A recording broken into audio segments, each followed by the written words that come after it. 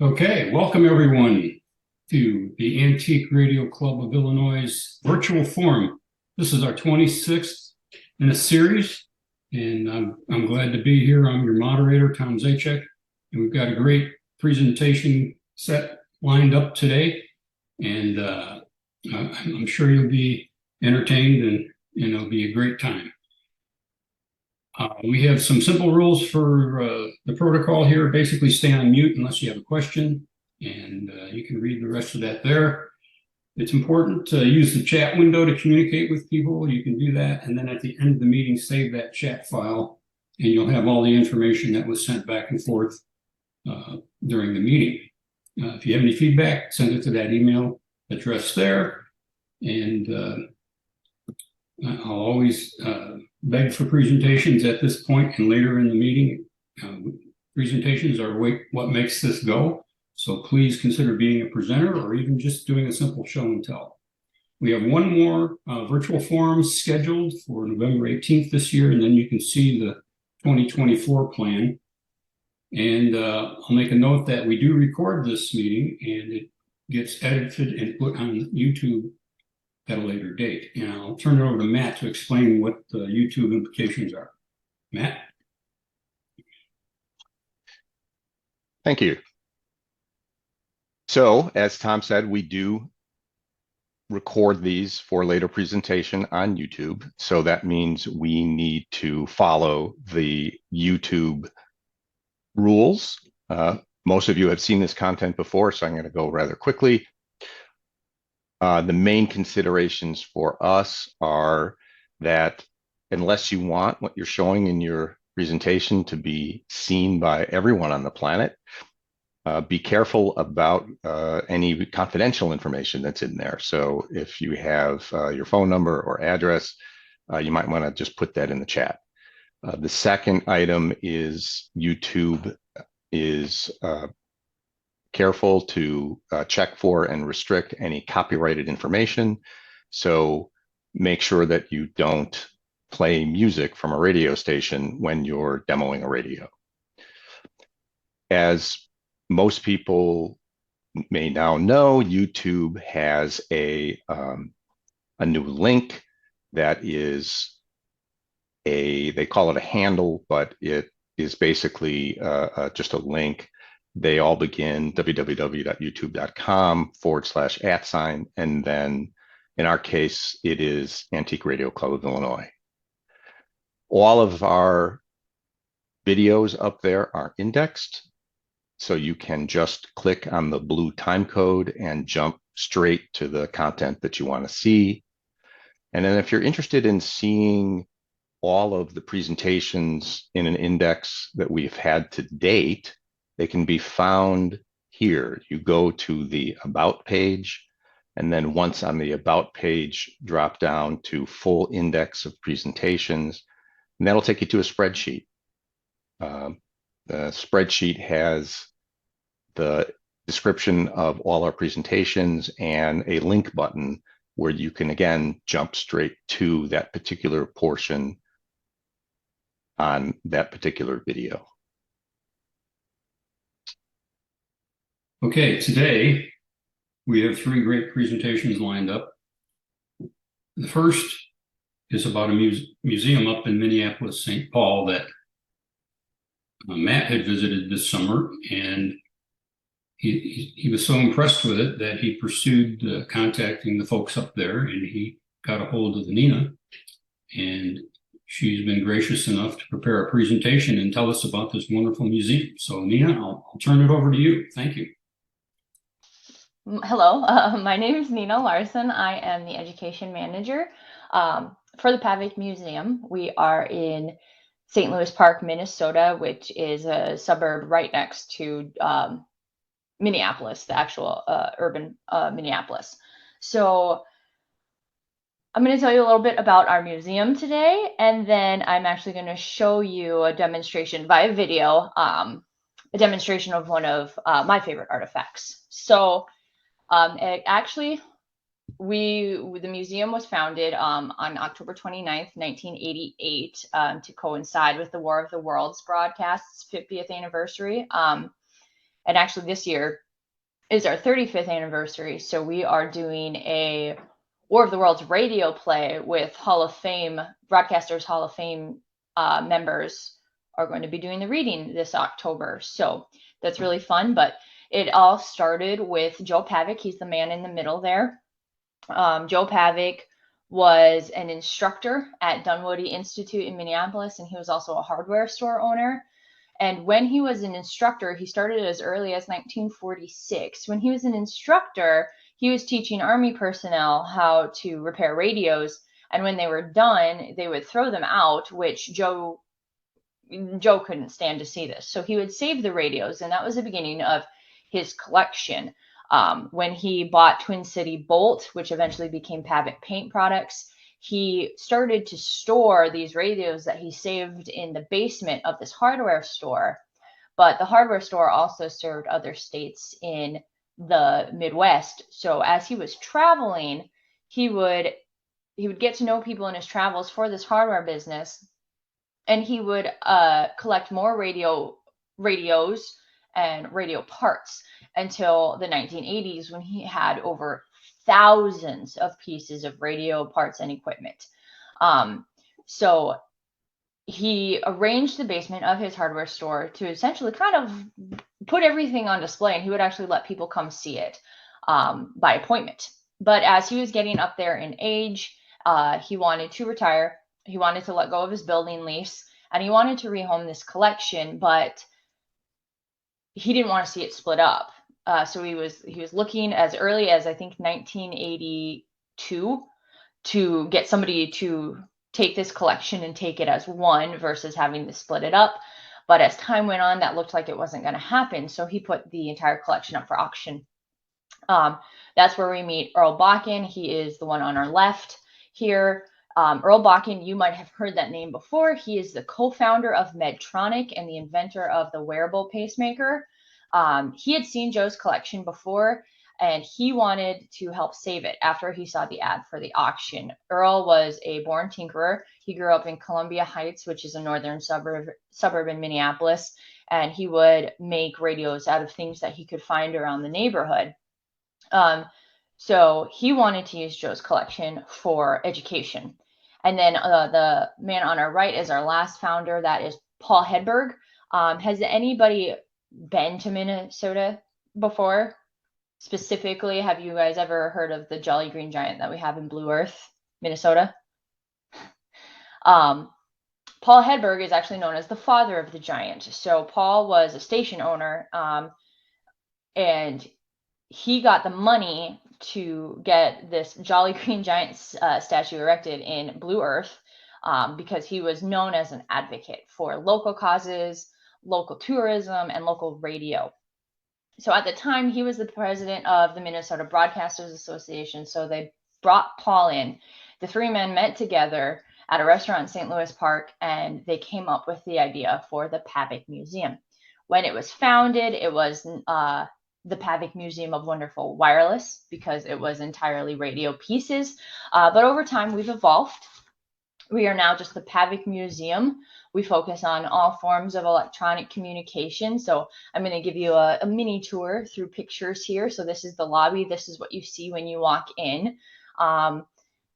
We focus on everything from telegraph to radio, computer, telephones, and we even have video games on display now, because video games are essentially computers now, so they are a form of electronic communication. So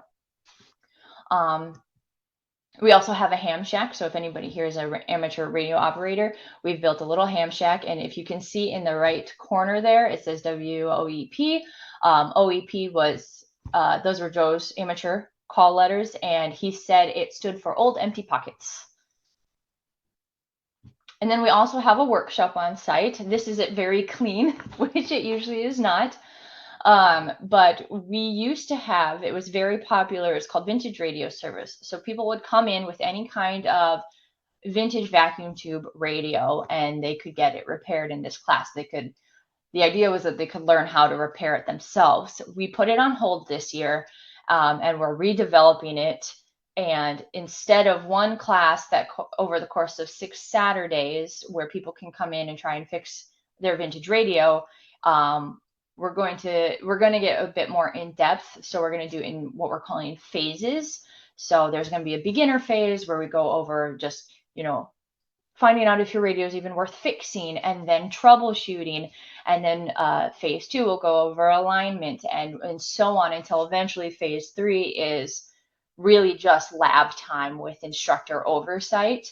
And we hope to soon be able to rent out time in our workshop there that you can see on the screen there. It's probably at least a year out before we can get to that point, because we do use the workshop for a lot of exhibit work as well. But we hope to get to that point. We really want to engage people in the skill that a lot of people take for granted now, what can be done. And especially because our phones, they're designed to not be fixed by human hands. So we want to get more people back in and tinkering, essentially. So that is our workshop on site. And the artifact I wanted to talk to you guys about today is our spark gap transmitter. So you can see it in the picture there. It's also the same one that's also in the picture with Joe there. So this is a replica of Marconi's spark gap transmitter, which Joe built himself with period appropriate pieces. So I'm going to give a little history lesson, so I apologize if people know this. In 1895, Guglielmo Marconi was inspired by Heinrich Hertz's experiments with electromagnetic radiation, and he wanted to use it to improve communication. So he built this spark gap transmitter, which it creates radio waves by means of an electric spark. Because as you probably know, early radio was actually wireless telegraphy. So it would use a telegraph key to turn on and off a transmitter, creating waves, which created a series of pulses. And those pulses could imitate Morse code. My favorite story about the spark gap transmitter, though, is that nobody realized how important radio technology was until the Titanic. So in April of 1912, the Titanic hit an iceberg and it sank. And they had a spark gap transmitter on board. And it was so loud because of a spark that they actually had to put it in a padded room. And they called it the Marconi room. And that room was so well insulated. It is the best preserved part on the ship. So that is actually what the Marconi room looked like as of 2019. But radios at the time weren't known for emergency communication. They were actually on board ships, so wealthy passengers could send messages during their journeys. So in the middle of the night when the Titanic hit the iceberg, the radio operator sent out the SOS message. Now, this wasn't the first time that ships had used radio for emergency, but this is the time that matters the most, and I'll tell you why. He sent out the message, and the ship closest to the Titanic, the radio operator reportedly had gone to bed because all the passengers had gone to bed. So nobody's sending messages in the middle of the night. So they missed the SOS message. Another ship 4 hours away got the message, and they were able to save 700 of the 2,200 lives on board. Because of this, the U.S. Congress passed the Radio Act of 1912, and in there they put that ship radios needed to be monitored 24/7, so this would not happen again. And we actually used to demonstrate our spark gap transmitter during education programs, and it would wipe out all the electronics in our museum. And it was also, the board worried that it was a safety hazard. So we put it under glass. It looks beautiful under the glass and the lighting we gave it, but we can still pull it out and demonstrate it. So I'm going to play that for you now.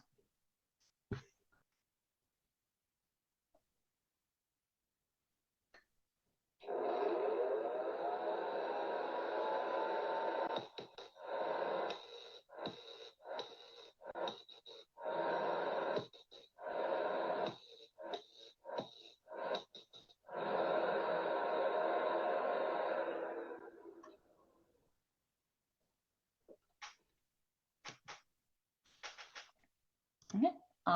I will open it up to questions now. That's great, Nina. That's Awesome presentation. I particularly like the historical notes there. Those are fascinating details I didn't know. That's awesome. Yeah, a lot of this I didn't know either. I actually, my master's degree is in museum studies and my undergrad degree was in journalism. So I had known a little bit about that side of all these devices that we have on display. But I've learned so much since I started a year and a half ago, and it's shocking what you learn, all the patent battles and things like the Titanic. And yeah, I love giving tours at the museum because it's fascinating stuff. How large square footage wise is the footprint of the museum, and how many people work there? It's over 12,000 square feet. We have 7 staff members and 16 active volunteers. And those volunteers are actually helping, a good number of them are helping me redevelop that vintage radio service course I talked about. What's the attendance or other participation like in terms of the vintage radio course? Well, so because you saw the workshop, it's very small, fire code. We can't have more than 4 people in there, or 5 people in there. So hopefully, you know, in the museum's future, we can expand that space or get a new building and expand the workshop. We really want to expand our education space. So at most, we can do 5 people at a time, and we do 2 classes per day. So we'd have 10 people per vintage radio course. And that's every weekend for 6 weeks, or? It was every Saturday for 6 weeks, and it was twice a year, and we're changing it a little bit now. So like I said, it's going to have a beginner's option where you can start there, or you can wait for the medium or the advanced option. And what we're also going to offer, we're calling crash courses. So that's going to be 4 times a year. The first one that we're going to do in April is the crash course is how to solder. And then we're going to do schematic reading, identifying components, AC math, DC math. We just want, and they're going to be pay what you can. We want to be accessible so people can come in and learn this information and learn it from people and not be intimidated to learn it. So we're trying to make it open, and then hopefully those people will sign up for what we're calling Repair Right, because Minnesota is a right to repair state. So we're calling it Repair Right, and we're hoping people that those crash courses inspire people to come and take these courses, because it is a skill that is slowly going away, and we want to stop that. And so we hope to maybe next summer, if not the summer after that, we'll have a kids version of it as well. Does the museum, excuse me, Tom, does Nina, does the museum accept donations? We do. We do have a pause right now until 2023, just because we only have so much space. So, but if you are interested, I would go to our website and contact our collections manager. We actually, one of your members, their widow sent us, I forget what it's called, the Zenith Bomber. I think that came from a member of the Antique Radio Club of Illinois. So we do accept donations, but they are on hold right now. So after December of 2023, you can try again, because we only have so much space. I just wanted to mention that I met Joe for the first time back about 1981 and got a tour of the basement shop in his hardware store, and went to the Pavek Museum in its infancy as he was setting up shelving and putting out the initial displays. And my wife and I visited several times there, and we are still members of your museum. And he was a great inspiration in my collecting. So That's great to hear. We're actually, we hope it will be ready before our War of the Worlds event, a Joe Pavek exhibit. So the entire inaugural collection is Joe Pavek's collection, but we're going to have a brand new exhibit about Joe and some of his earliest radios that he would save. I've got a couple of the St. Paul Sunday edition, had an article on Joe and his museum back in 1980, 81, 82. I've got a packed away someplace, but I go back and visit that once in a while because it's still an inspiration to me. Thank you. Well, Have that's you been? Oh, I'm sorry. Have you been since 2020? Because if anybody had been before, we did a complete remodel during the pandemic instead of trying to figure out some controlled attendance. We just shut down and completely redid the inside. So, Yeah, haven't been back for about 10 years probably. So, well, you're due. yeah.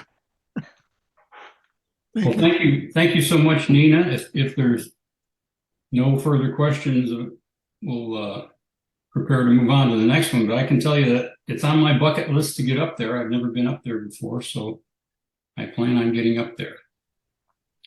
And I hope we all can get a chance to see it. So thank you again, Nina. Cool. Thank you all for having me. You're welcome. Thank you very much. Okay, our next presenter, Forrest Wagner, is a first-time presenter at our forum, and Matt met him at one of the swap meets, and they got to talking. And today, Forrest is going to tell us all about his Repwood radios. Forrest, take it away. Okay. Well, Forrest Wagner, Repwood Radios. I was at a swap meet or something. I can't remember exactly what it was, and was talking to somebody about Repwoods, and I think somebody overheard me and was looking at some things and asked me if I'd do a presentation. So that's how I got here. Okay, just a little bit about me. I'm in my late 60s, retired from the consumer product good industry with a lot of larger publicly held companies. I live in both Illinois and Texas. I'm actually down in Texas right now.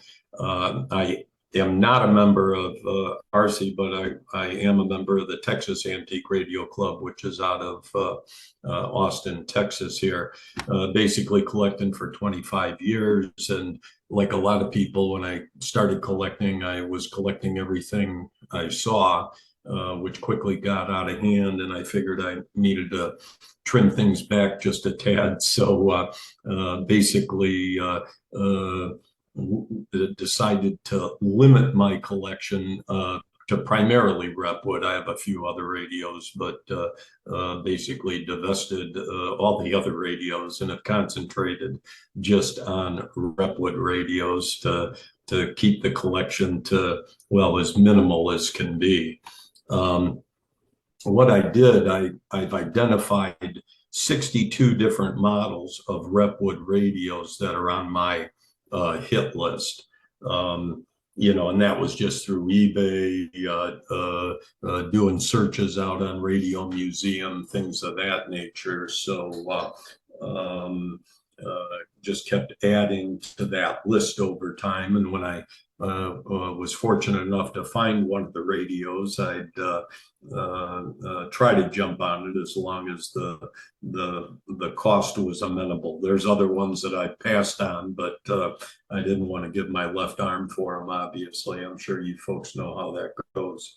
The manufacturers included in that list are RCA, Crosley, Emerson, Theta, Silvertone, Audiola, Hartco, Acrotone, Westinghouse, DeWalt, and oddly enough, when I was at the show, I can't remember what month it was, if it was July or whenever it was raining out there, I actually bumped into somebody selling a radio that I had never, a Repwood radio that I had never seen before. And then I did some research on that and found out they made three Repwood radios in the late 50s. And so my list actually grew this year instead of going down like it has for a number of years. These manufacturers, some of them just made one radio, Repwood style, some upwards of 10 Repwood radios like Crosley.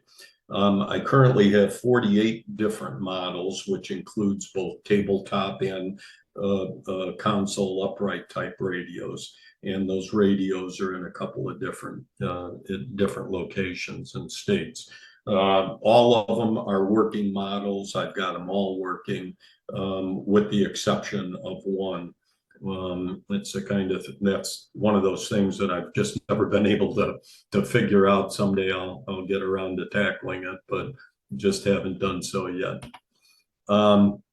What is Repwood? Repwood is basically a mixture of wood shavings and other fillers such as flour and glue that's placed into a mold to simulate a carved piece of wood.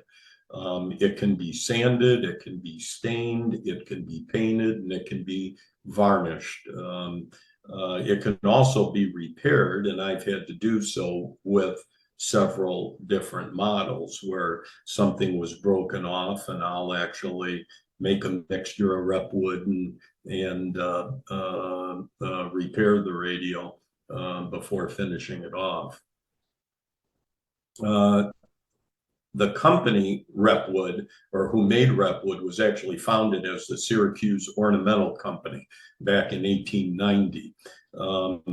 It's also known as Sirocco wood or Sirocco Repwood. The Repwood name didn't really come out until the best I can research, sometime in the 70s. People started referring to it as replica wood, and then they shortened it to Repwood.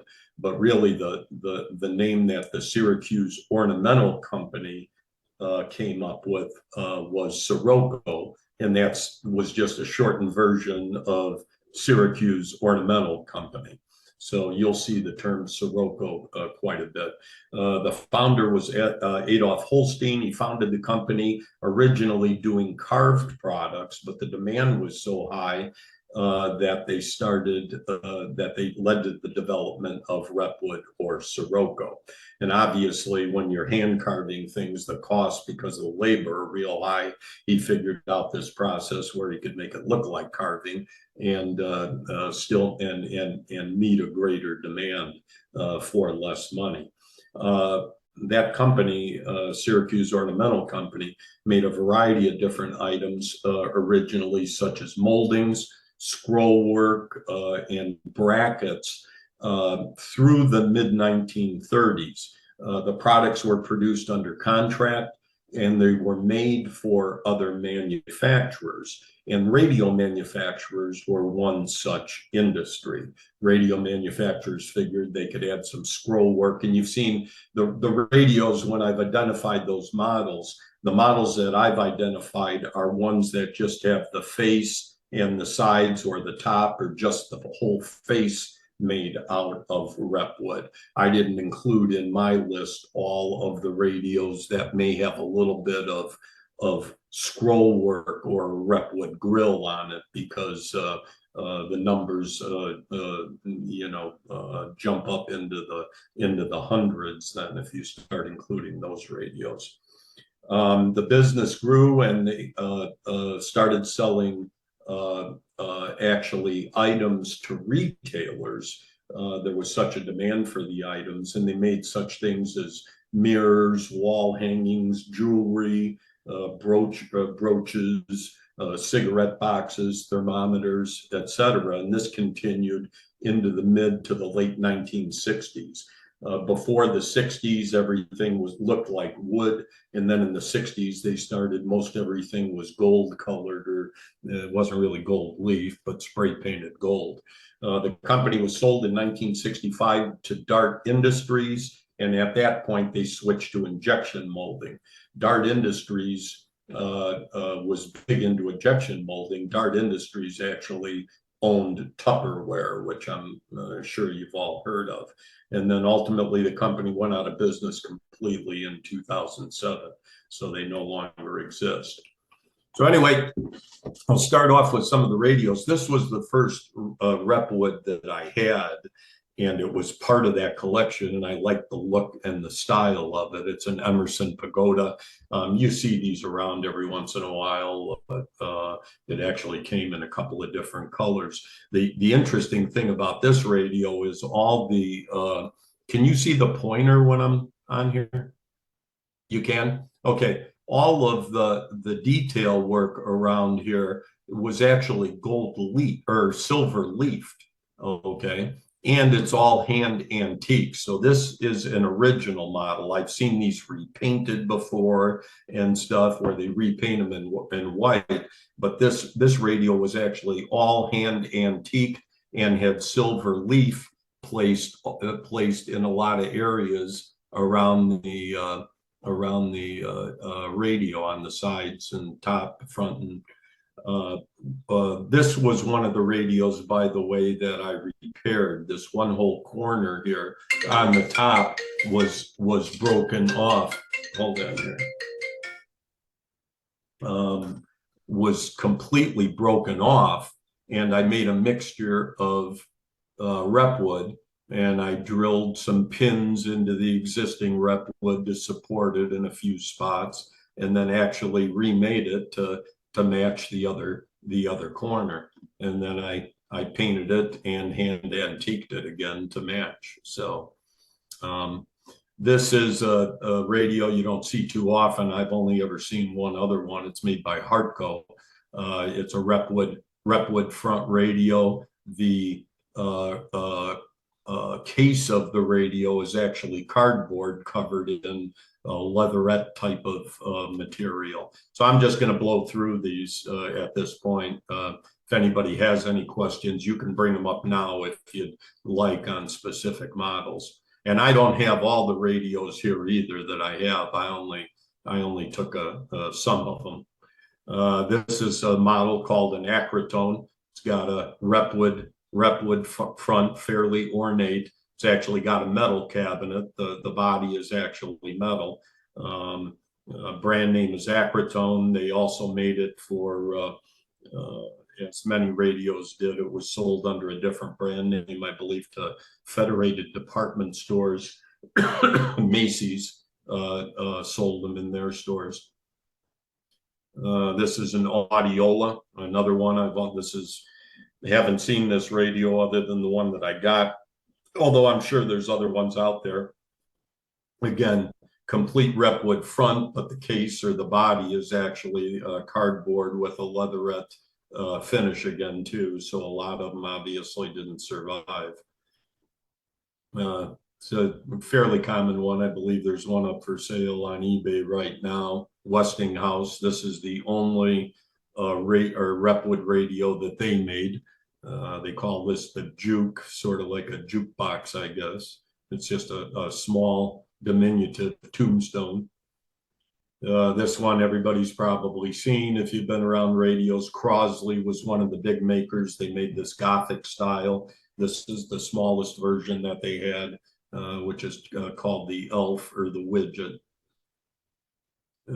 Emerson made quite a few Repwood radios, probably the second largest manufacturer in terms of Repwood models. This is the Fleur de Lis or the Wheat.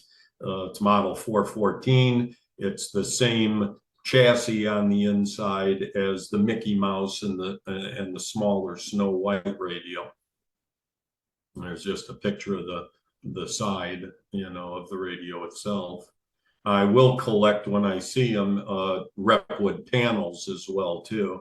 I probably have about 80 or so different Repwood panels for different Repwood radios. So I just pulled this one out. My intent was to change these panels into these panels, which are better shape or better preserved.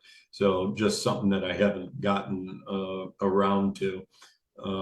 The panels can be pulled off. They are brittle, right? They're typically nailed on with small brads, but I'll take some shims and dry them underneath and slowly pull them off on a bad radio or just a case that I found. Here's another example just of a Repwood panel that came off of a radio. This is off of an Eveready radio. DeWalt, not the best example, but it's the best one that I have, model 440. Used the same chassis again as that 414, the Fleur de Lis, but it was manufactured by DeWalt. I've got these little tags on here in where I've got them displayed. I have these little tags so you can see the date of the manufacturer is typically on all the different radios. And most, virtually all of the radios that I found are primarily from the 30s on these Repwood radios. I couldn't find anything in the 40s, and that's why I was surprised at that meet that I found one that was made in the 50s. So, and again, Sirocco, or Syracuse Ornamental Company, would make these plates or panels under contract, send them to the radio manufacturer, and that's how they got on the actual radios. So this one, everybody's probably seen, the Mickey Mouse radio. I can see close up here. I've done a poor job of dusting. My camera's better than my housekeeping ability, but so just another side shot of the radio. This is a pretty common, well, it's not common, but you don't see a lot of Repwood radios out there for sale, but this is a more inexpensive one. Again, made by Emerson, a model 118. They called it the propeller just because it, looks sort of like a propeller on the front.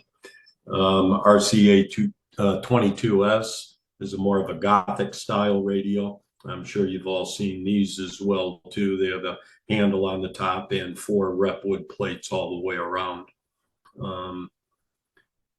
This is a RCA, made several radios in the Repwood. This is a Golden Gate Exposition radio. Again, a fairly uncommon radio. You don't see them around a whole lot. They typically command quite $1 when they do resell. That's just, and they all had the handle on the top, those RCA radios that were all made in that year. They made 2 different Repwood radios during that year. Let me go back. They also made the New York World's Fair, which happened earlier in the year in 1939. And then they also made a model called the Siesta, but the Siesta is a painted front. It's a picture of a Hispanic guy sitting taking a siesta on the front. Some people have, you've probably run into that radio before, I would imagine. This is a GE radio, the other GE that was made. This is called the Christopher Columbus radio. And basically it's they just got 2 Repwood panels on the front doors here. And you can see the doors slide open with the radio behind the 2 doors. So GE would have just bought these 2 panels from Syracuse Ornamental Company and then put them on the radio. The interesting thing is I found, I just by chance one day, I told you that Syracuse Ornamental Company used to make other items that they sold to retailers, like cigarette cases and thermometers and such. This is a Repwood tobacco box, okay, that happens to be made out of the same pan by the Syracuse Ornamental Company that they sold to a retailer that happens to have the same panels on it. So there's 2 panels of Christopher Columbus facing left and 2 panels of Christopher Columbus facing right on alternating sides of this actual box there. So the only I'll get other Repwood things. There's thousands of Repwood items, but I'll only get them if it pertains to radios or obviously a radio that I have. So this is just a close-up. You can see it's the exact same panel, same size as what's on the front of that GE radio. This is an Emerson 375. They made this in 2 models. This is the one with just a Repwood front on it. They also made the model 375 with 4 Repwood panels, where it had them on the side and the top, a more deluxe model. Unfortunately, I don't have that model yet. It's one of the ones I look for. Last time it came up for sale, I missed it on eBay and could have got it for a bargain. So Another simple Repwood front on this one, Emerson A180 or A132. This is the GE model. I showed you that Gothic RCA model earlier. This is a GE L50. It's got the exact same chassis on the inside, exact same chassis. It's a 2-band radio, AM, and the old police band radio, but it's a good model of it. This one you've probably seen, Crosley Buddy Boy. Pretty common radio. That's probably one of the most common Repwood that you see for sale all the time. It was the largest seller that Crosley had. This is a Crosley Super Buddy Boy, which is much less common. They don't come up for sale too often. I just picked this up a couple of years ago out at Donley auction in the far western suburbs there, Marengo or wherever they are.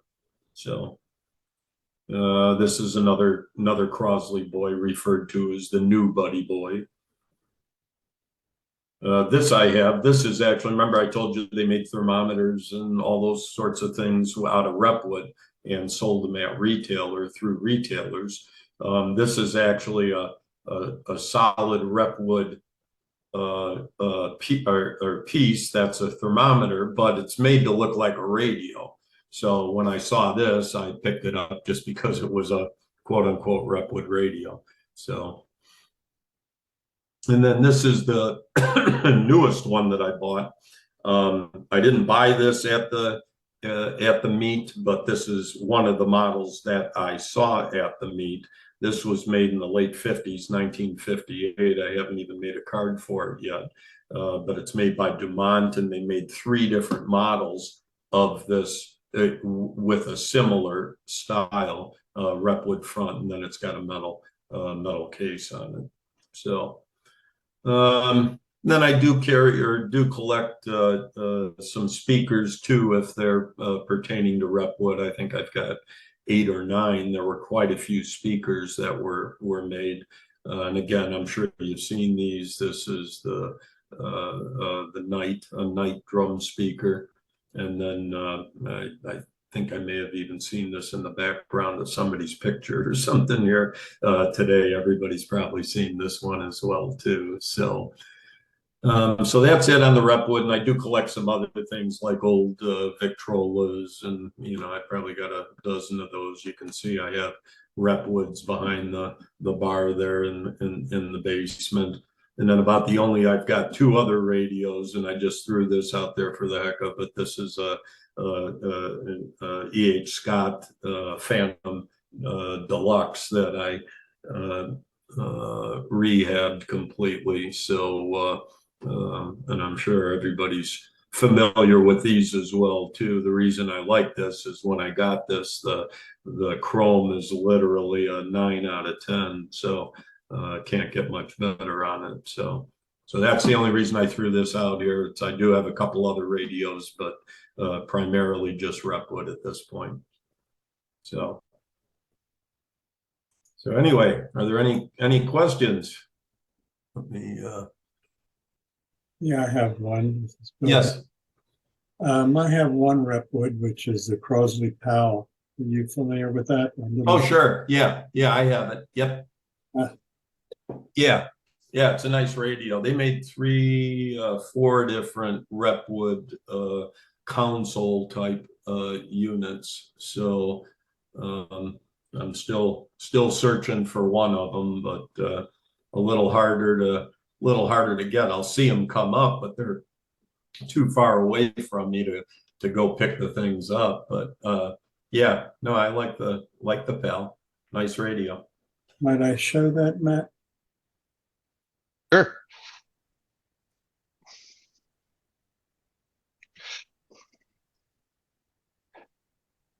Oh yeah, exactly. My wife invited it into the living room. Oh wow, lucky you. Yeah, nice radio. I have a question, Forrest. I have a question. Oh, go ahead. Finish up. I have one of the Emerson pagodas there. One of the side panels has got warping in it. Do you have have you ever tried to relax a panel and get it flat enough? Oddly enough, I have. I don't know how warped it is, but water will deteriorate it. And what I did on a panel, and this was on an extra painted snow white panel that I have, I actually sprayed the back of the panel. I actually sanded it first because it looked like there was a little bit of varnish or coating on it. I lightly sanded the back of the panel, sprayed it very lightly with water, and then over a period, I want to say it probably took me about, I'm going to say 4 months or so. I'd spray it and then put a light book on it to start off with. Okay. And then I'd spray it again. And over time, you don't want to put too heavy of an object on it at the beginning where you're going to crack it.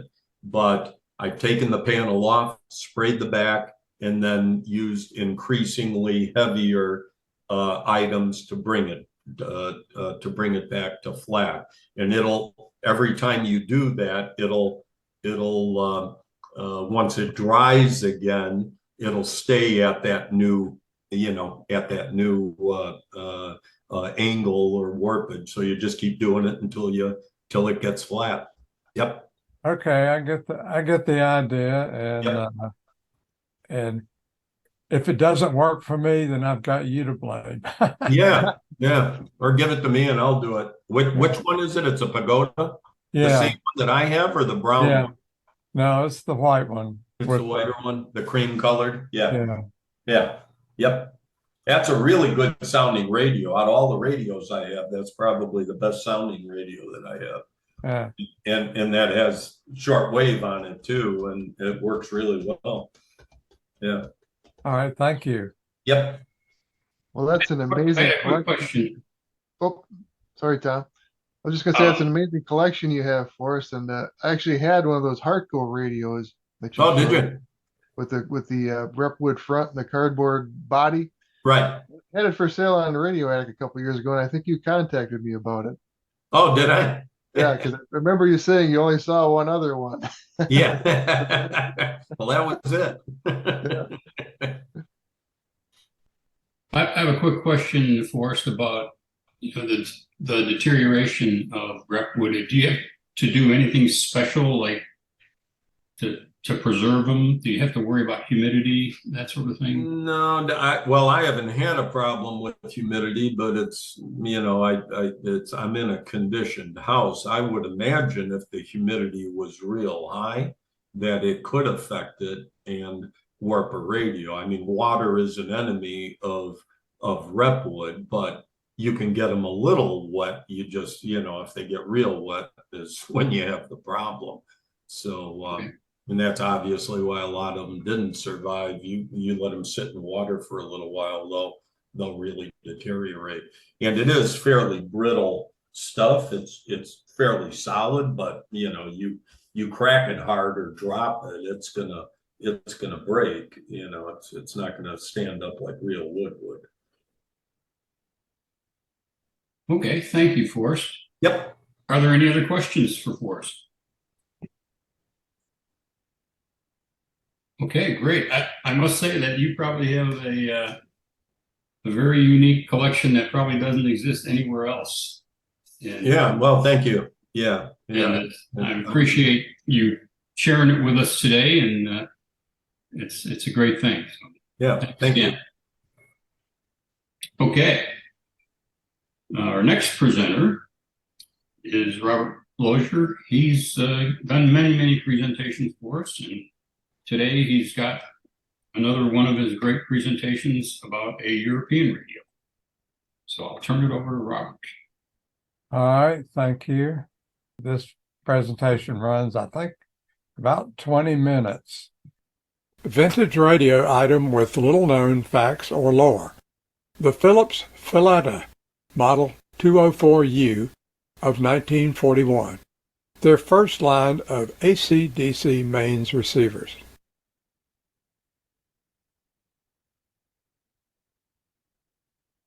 A radio designed not only for the Dutch homeland, but exported to countries far and wide.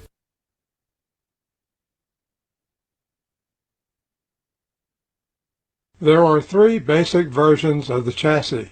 The 203U has long wave and medium wave. The 204U has medium wave and short wave. And the 208U, made just after the war, has all three bands.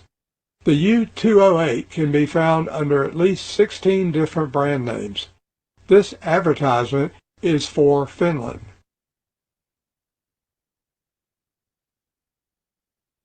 A very rare find indeed, the packing box for a 203U. Note that the cardboard carton has a laminated paper sheet printed to make it look like a wooden crate. The model that found its way into my collection is the model 204U-19. There were more than 50 versions of these radios exported to many lands. First, a little historical background. From before World War I, being located between the United Kingdom and Germany, the Netherlands attempted to operate as a neutral country. The Rhine River was essential to German trade and raw materials. Any attempt for Holland to restrict access to the North Sea would be seen as an instant provocation. Conservative Dutch governments of the time always chose not to invest in building up a military, despite the brazen rearmament of Germany under the Nazi regime. When Hitler ordered the invasion of the Low Countries, it was less than a week in May of 1940 before the Netherlands realized that defense was not an option.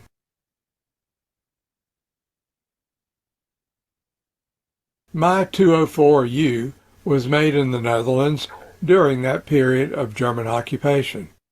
Just before the country was invaded in 1940, Philips moved its corporate headquarters to Curaçao in the Netherlands Antilles. Overseas subsidiaries were spun off, and as much technology, knowledge, and copies of machine tools were exported to Britain and the USA, leaving literally hours before shipping possibilities were terminated. One of 3 ships carrying equipment was destroyed at sea. The Antoine Philips family took refuge in the USA and Britain. Frederick, Fritz Philips, and his immediate family decided to stay in place, and Fritz hoped to keep the Philips factories running to provide employment for tens of thousands of countrymen. I highly recommend this autobiography of Frederick Philips, long out of print, but often available used for less than $25.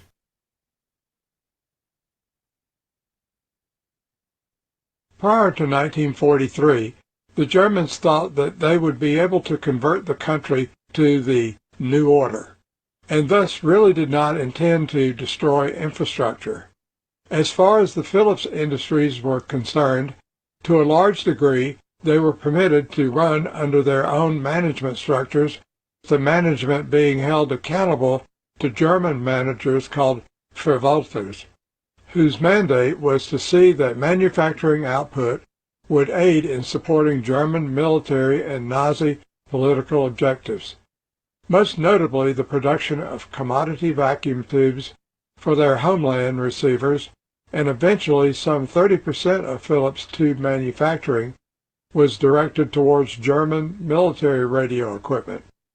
Even though Philips had some of the best research and engineering staff in the world, Germany did not trust their cooperation and therefore did not conscript them into working on secret military projects. Philips had no desire to actively contribute to this conversion and time again found inventive ways to retard production schedules but still maintain jobs.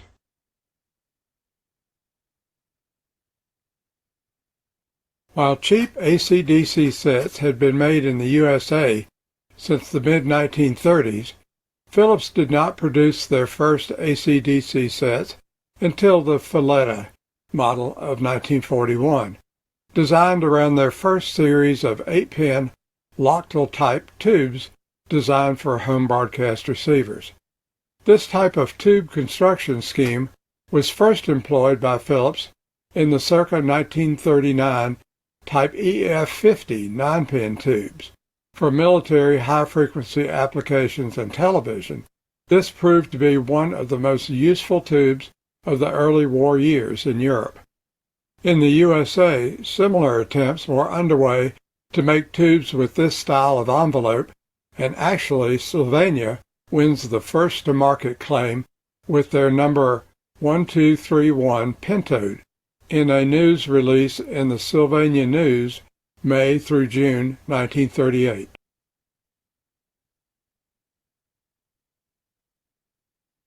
Time to talk about some interesting features of these radios. As mentioned, there were over 50 variants manufactured for export. This 204U-19 was exported to Sweden.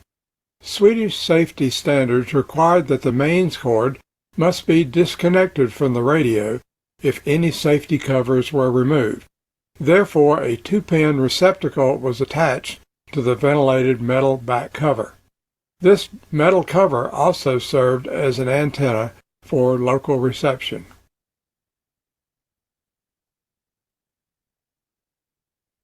Chassis conservation. As far as I can determine, no chassis components have ever been replaced.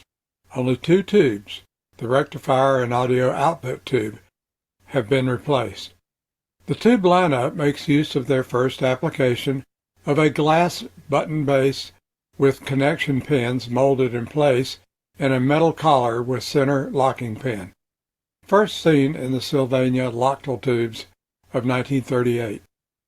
The Lochtel tube sockets used their center pin as an additional electrical connection.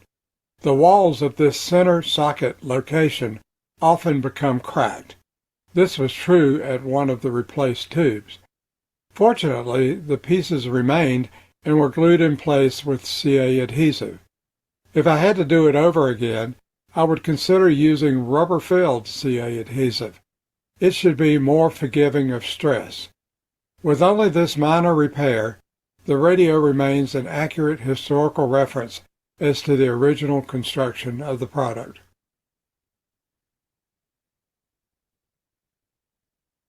A feature unique to Philips radios from 1937 to as late as 1955 in some designs is their scheme for adjusting the inductance of the antenna, oscillator, and intermediate amplifier transformers. The soft aluminum can is rolled on a special lathe to bring the wall closer to the coils, thus lowering their inductance.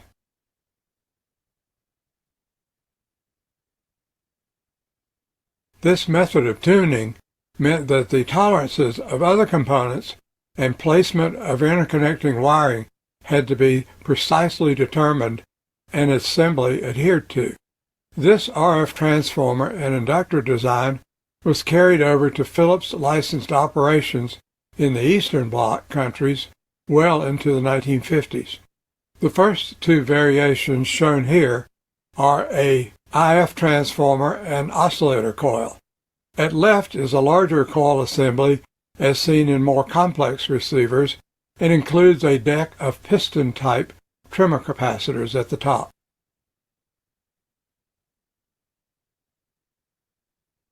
Here, IF coils are being checked for continuity and verification that the coil inductance is slightly higher than required for the receiver design.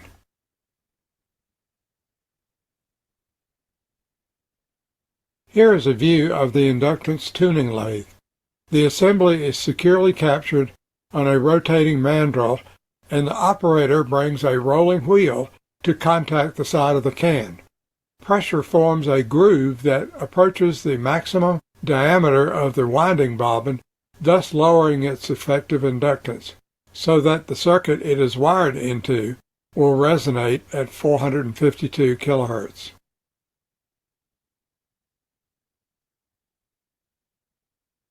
The Dayle lamp is a little unusual, I think. Rather than a conventional incandescent lamp, it uses a rather large soldered-in neon lamp. This 204U-19 has two bands, the medium wave and short waves, 5.88 to 20 megahertz.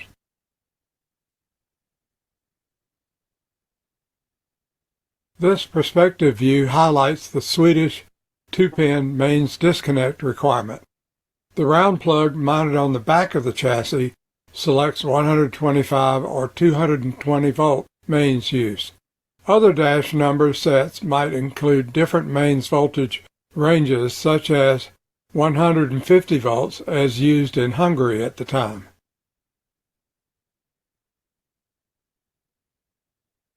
Because of a wide-range mains voltage operation without the benefit of a mains power transformer, the design uses a permanent magnet type loudspeaker. This, like a large percentage of European speaker designs of the day, makes use of a cloth bag to keep contamination out of the voice coil area. Highly effective, but never done here in the USA.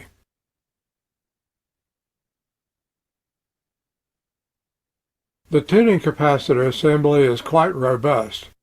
Note that there are none of the usual compression type tremor capacitors on the frame as seen on USA sets. The tremors are adjustable ceramic capacitors wired under the bottom of the chassis, as will be described a few slides from now.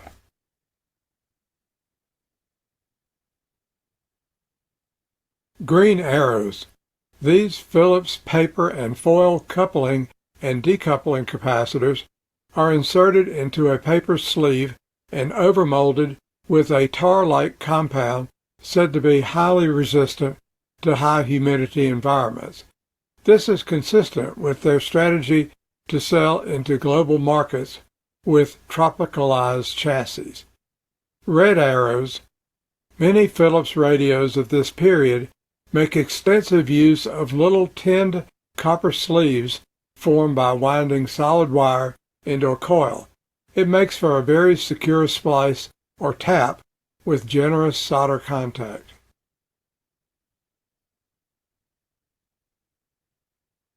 This large wire-wound resistor value is dependent on the mains voltages available to power the set.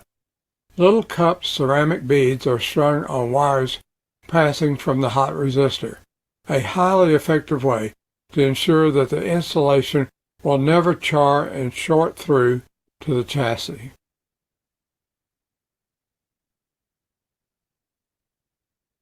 From the late 1920s, German manufacturers were making high-value film resistors applied on ceramic tubes by a spray process or deposition of a carbon-rich gas such as propane, in a high-temperature retort.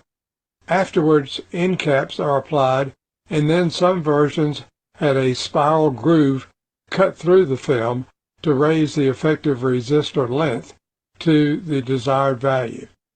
A protective coating was then applied, resulting in a very stable, high-value resistor. In general, these processes required more production time than the extruded carbon clay composition resistors seen in American radios from the early 1930s onward. So despite their superiority, they were not used here, since many consumer radio circuit designs here really did not require precision resistances. Plus or minus 20% tolerances were generally okay.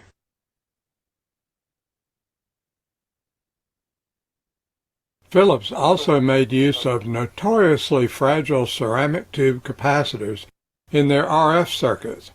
I do not know how they were made, since I do not have any extras to dissect, and have not discovered any info on the web.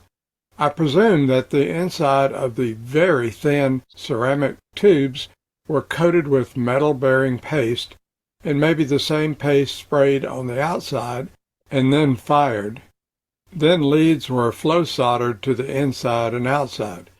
Again, a fabrication technique that seems to be very precise and stable, but they seem to be extremely easy to damage during assembly. The photo highlights the need for highly skilled, probably women, to work in these close quarters.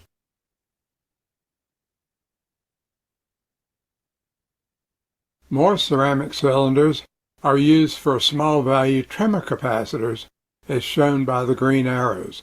This time the inside of a somewhat thicker ceramic tube is filled with conductive metal only halfway. On the outside is a dry wound single layer spiral of fine tinned copper wire that appears to have been then subjected to a short blast of hot air, just enough to lightly fuse the tin wire into a cylinder. This spiral of wire can be pushed along the tube to adjust the capacity. The spiral is then secured with a drop of wax during final testing. These serve as the trimmer capacitors for the antenna and oscillator tuning capacitor assembly mentioned on slide number 19.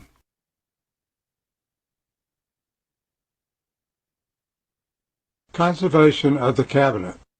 The cabinet is cracked on the top and right side. My technique is to reinforce the back side of the crack with 2 layers of fiberglass sheet. After making sure the 2 sides of the crack are absolutely coplanar, I lightly sand the inside and clean with acetone or alcohol. I lay 1 sheet of the fiberglass mat on the back of the crack. Using a pipette, I drop super thin CA adhesive onto the fiberglass until the sheet is saturated. I then quickly lay a thin sheet of mylar film over the fiberglass. With the mylar in place, I can simply use my finger to force any air bubbles in the glue.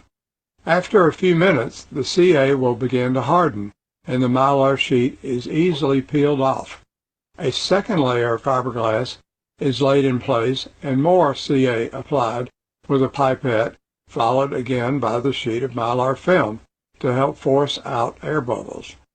After a few minutes, you can pull that sheet of mylar off. To complete the cure, brush on CA adhesive cure accelerant to obtain a maximum cure. Filling the top side of the crack is difficult when you have a swirled coloration in the Bakelite. I'm not going to get perfect results. I usually look for a damaged Bakelite knob in my junk box. Using a dull file, I make a little pile of Bakelite dust. I can then pack the dust into chips along the edge of a crack and very carefully use the pipette to apply a tiny bit of the CA adhesive. After the resin is cured, I can sand it level and begin to blend the patch into the good Bakelite. When doing the initial wet sanding, I protect the surrounding Bakelite with the thinnest version of packing tape I have. This makes it possible to come very close to level without scuffing good cabinet surface.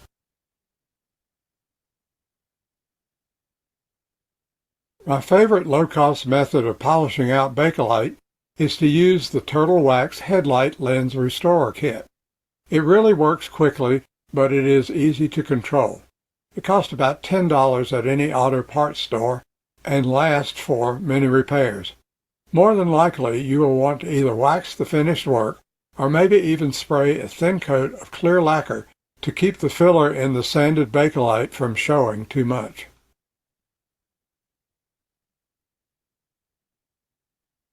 Despite all the perceived complexity of this design in the eyes of many American collectors, European historians estimate that well over 1 million of this first series of filettas were manufactured, with most of them having been manufactured in the Netherlands.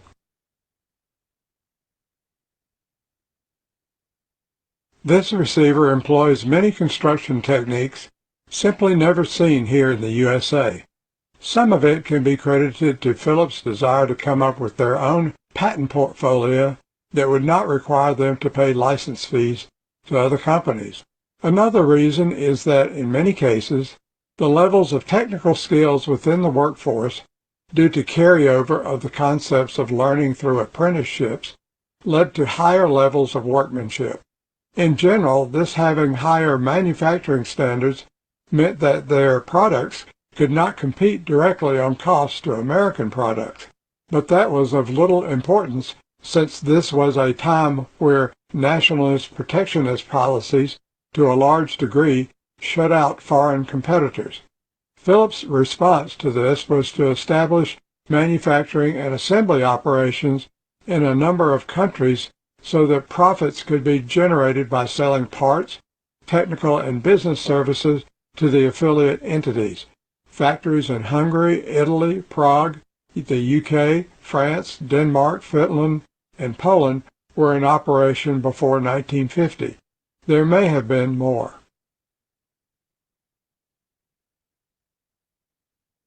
From late 1942, Allied forces had determined that too much of the vacuum tube production was going into German military and German domestic receiver use.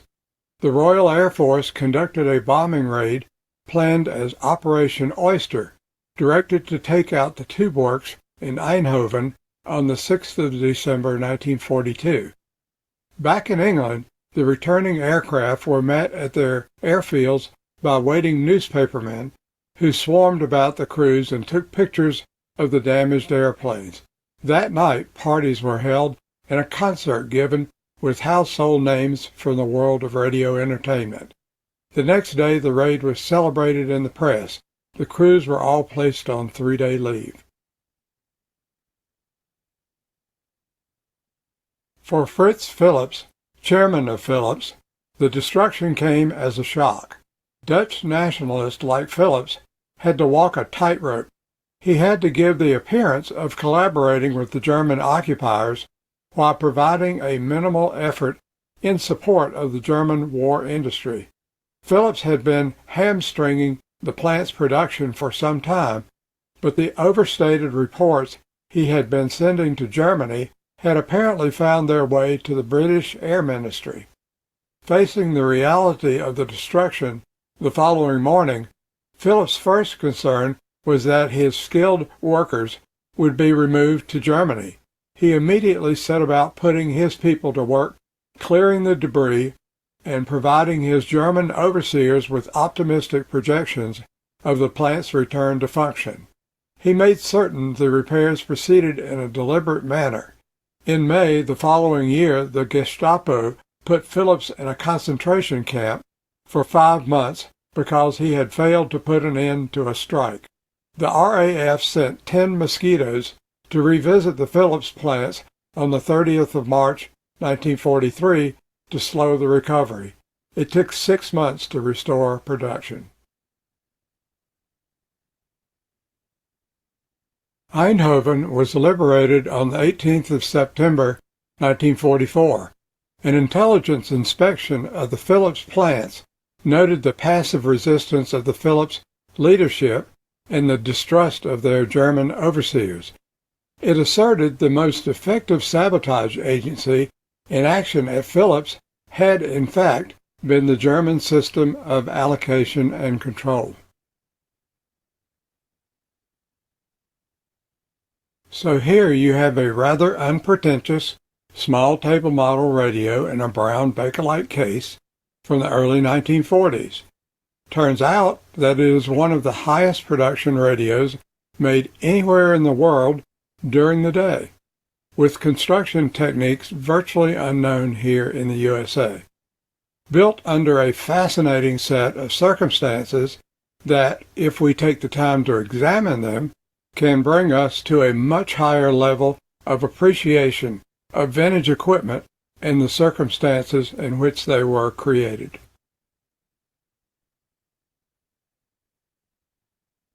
I want to thank enthusiasts of the UK Vintage Radio Repair and Restoration Discussion Forum, Radio Historisch Tijdschrift, and especially Gidi Verheijen for their assistance. You can click on this QR code to be taken to a very fine example of Gidi's style of writing. Yes, this article is in Dutch, but don't be intimidated by foreign languages any longer. Google Translate is a very easy tool to use, and it is free.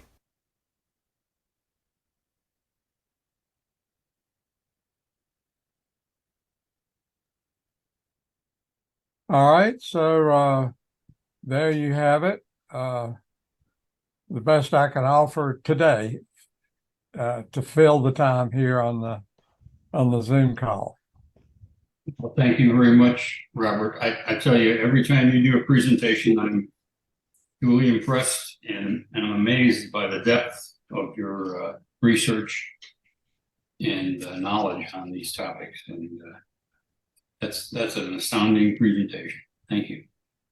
Thank you. Questions? We talked about repairing bakelite. That fiberglass strip you were applying, Yeah. is that got an adhesive on it already? No, it's the standard fiberglass that, well, I say standard.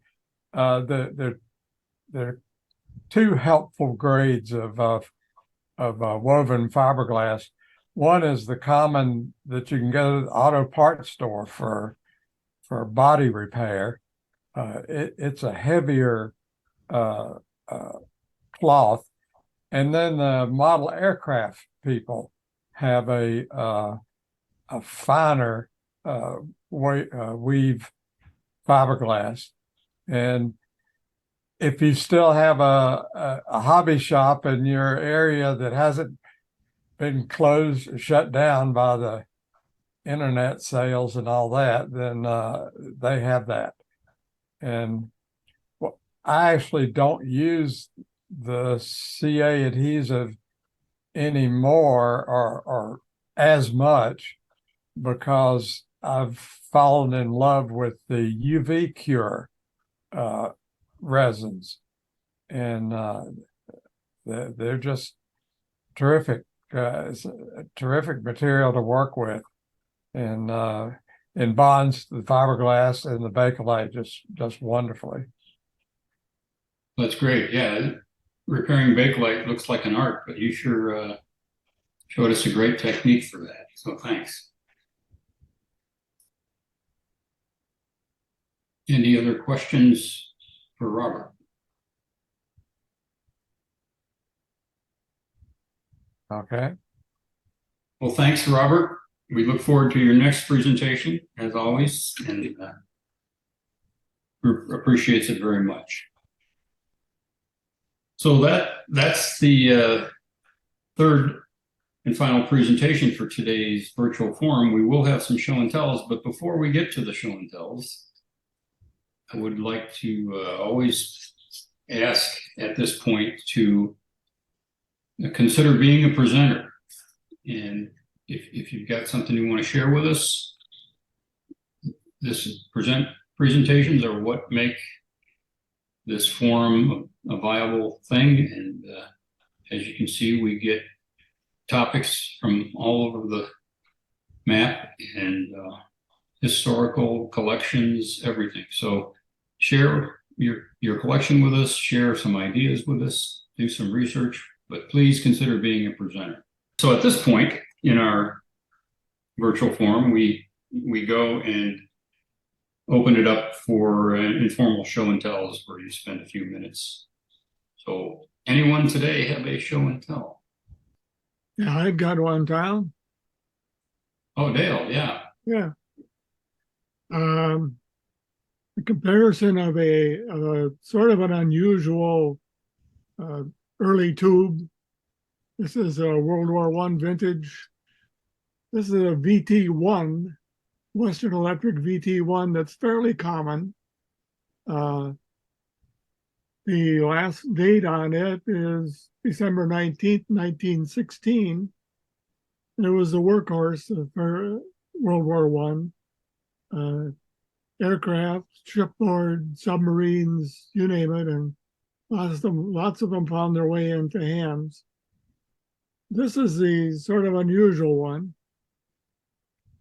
I was going through some tubes the other day, and this is a VT1 with a paper label on it and a brass base.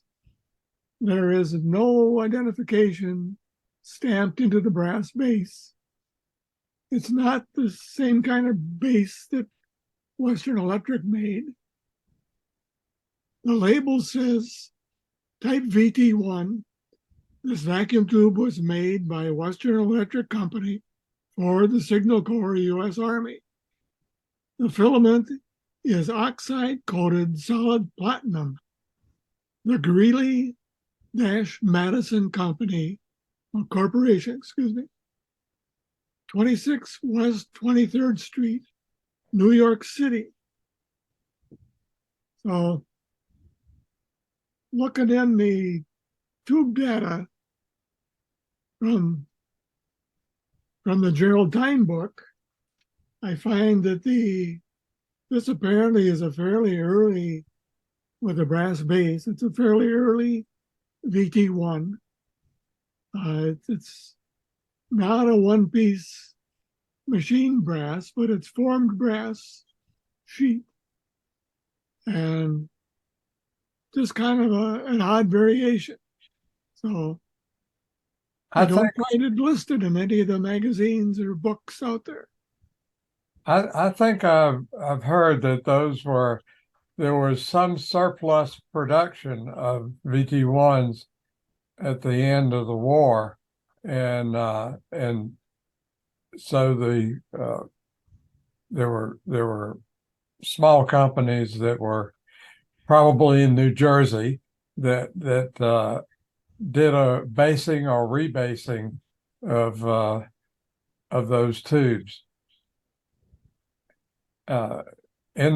Apparently in the thousands, actually.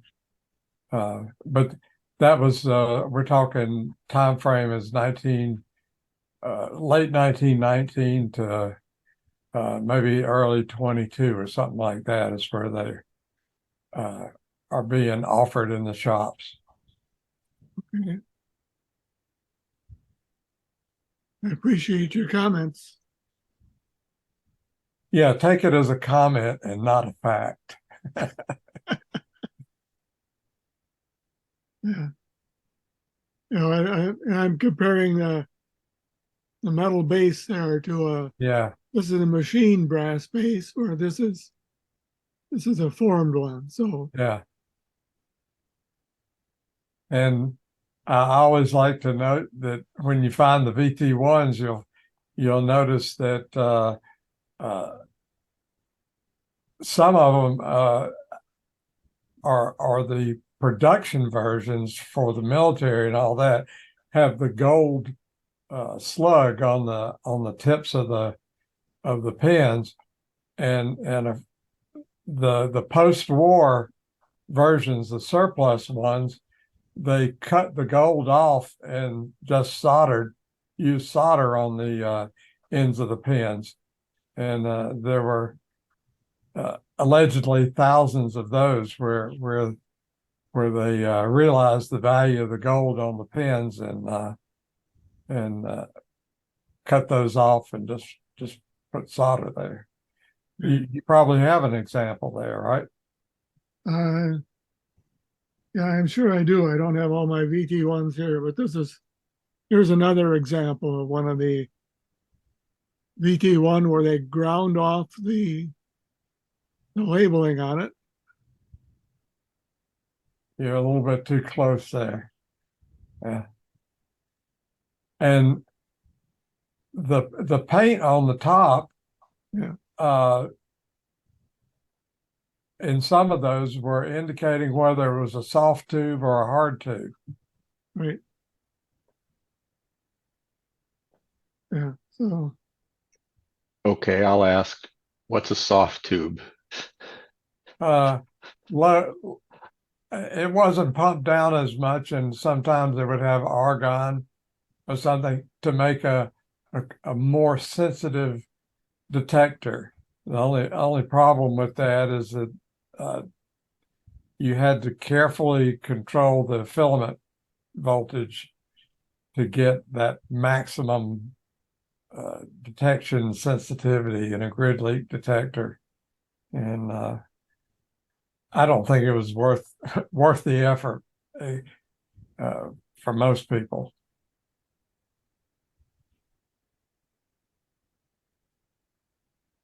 Well, great. Thanks, Dayle and Robert, for telling us about VT1s. That's pretty cool.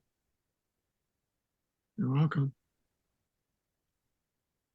Any other show and tells this morning? Well, if not, that'll conclude the ARCI virtual forums presentations and show and tells. And I'd like to thank everyone for participating. We will go to an open session here in a few minutes, but at this point, I'd like to thank everyone for attending and thank the presenters in particular for their excellent presentations.